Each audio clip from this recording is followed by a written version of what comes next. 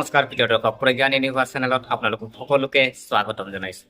আজি আমি লৈ আহিছোঁ, যিহেতু আজি আপোনাৰ আগন্তুক 20 জুলাই তাৰিখৰ পৰা আজি কিছু ৰাশিৰ ভাগ্য জিলিকিবলৈ গৈ আছে। কিয় জানেনে?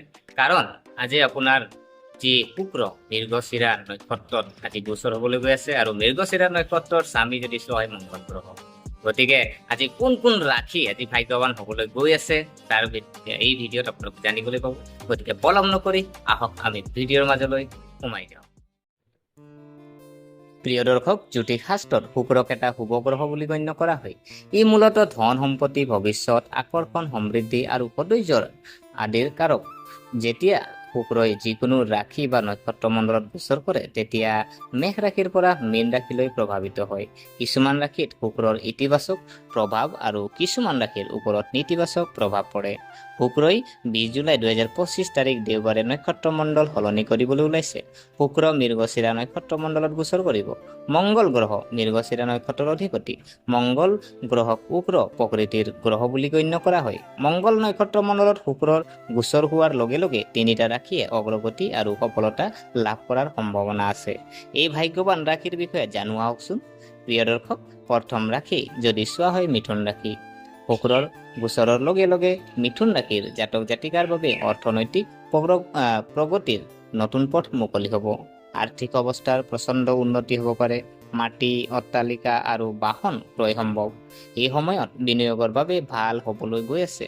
সম্পত্তি সম্পৰ্কীয় বিষয়ত আপুনি জয়ী হ'ব পাৰে। কৰ্মক্ষেত্ৰত ফলাফল আপোনাৰ পক্ষত হ'ব। লক্ষ্যত উপনীত হোৱা আপুনি সফল হ'ব। আৰু যদি আপুনি পাৰিলে শুকুৰবাৰে বগা কাপোৰ পৰিধান কৰি দুৰ্গা সপ্তশক্তি আপুনি আবৃত্তি কৰক। প্ৰিয় দৰ্শক, ইয়াৰ পিছৰ ৰাশি যদি চোৱা হয় কৰ্কট ৰাশি। শুক্ৰ নক্ষত্ৰ মণ্ডলৰ পৰিৱৰ্তনৰ কৰ্কট ৰাশিৰ বাবেও অনুকূল হ'বলৈ গৈ আছে। আপোনাৰ আৰ্থিক অৱস্থা আৰু কেৰিয়াৰৰ বাবে ভাল হ'ব। টকাৰ পৰিস্থিতি আগতকৈ ভাল হ'ব। চাকৰিত পদোন্নতি আৰু আয় বৃদ্ধি পাব পাৰে। পাৰিবাৰিক সমস্যাৰ অন্ত পৰিব। বিবাহিত জীৱনটো সুখদায়ক হ'ব।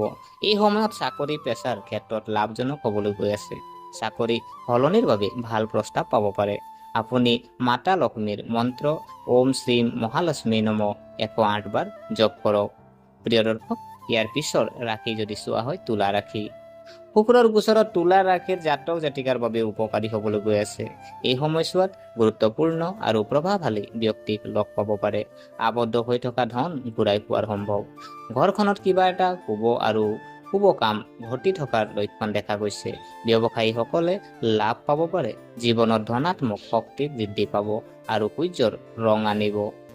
প্ৰিয় দৰ্শক, ইয়াৰ আজি যদি আমি চোৱা হয় যে তুলা ৰাশিৰ বাবে শুকুৰবাৰে কি কৰিব, বন্তি জ্বলাই শুক্ৰৰ বীজ মন্ত্ৰ যেনে ধৰি লওক ওম ৰাম দ্ৰীম দ্ৰুম সা শুক্ৰায় নম মন্ত্ৰ আপুনি জপ কৰিলে আপোনাৰ কাৰণে ফলাফল শুভ হ'ব। প্ৰিয় দৰ্শক, ইয়াৰ পিছৰ ৰাশি যদি চাওঁ যে আজি আপোনাৰ বাকী ৰাশিবোৰৰ কাৰণেনো কি কৈছে যে 2025 চনৰ 20 জুলাই তাৰিখে মৃগশিৰা নক্ষত্ৰটো শুক্ৰৰ সংক্ৰমণ জ্যোতিষৰ দৃষ্টিকোণৰ পৰা এক গুৰুত্বপূৰ্ণ পৰিৱৰ্তন। আৰু এই গোচৰত কেৱল আৰ্থিক বিষয়তে নহয়, ব্যক্তিগত, পাৰিবাৰিক আৰু সামাজিক জীৱনতো গভীৰ প্ৰভাৱ পেলাব। আৰু এই সময়ত বিশেষকৈ মিথুন, কৰ্কট আৰু তুলা ৰাশিৰ বাবে ভাল ফলপ্ৰসূ। একে সময়তে বাকী ৰাশিবোৰেও সংযম থাকিব, কিন্তু সাৱধানতা আৰু উপযুক্ত ব্যৱস্থাৰ আগবাঢ়ি যোৱাৰ প্ৰয়োজন আছে। গতিকে আশা কৰিছোঁ আপোনালোকে ভিডিঅ'টো চাই ভাল পালে। যদি এই ভিডিঅ' আপোনাক কিঞ্চিতো মানুহ লাভান্বিত কৰিছে, তেনেহ'লে লাইক কৰিব, কমেণ্ট কৰিব, আৰু যিমান পাৰে ভিডিঅ'টো আপোনালোকে শ্বেয়াৰ কৰিবলৈ নাপাহৰিব। আৰু আমাৰ চেনেলটো যদিহে আপোনালোকে ছাবস্ক্ৰাইব কৰা নাই, ছাবস্ক্ৰাইব কৰি আমাক উৎসাহিত কৰিব বুলি আশা থাকিলে পুনৰ লগ পোৱাৰ প্ৰতিশ্ৰুতিৰে আজিলৈ বিদায় মাগিলোঁ। ধন্যবাদ।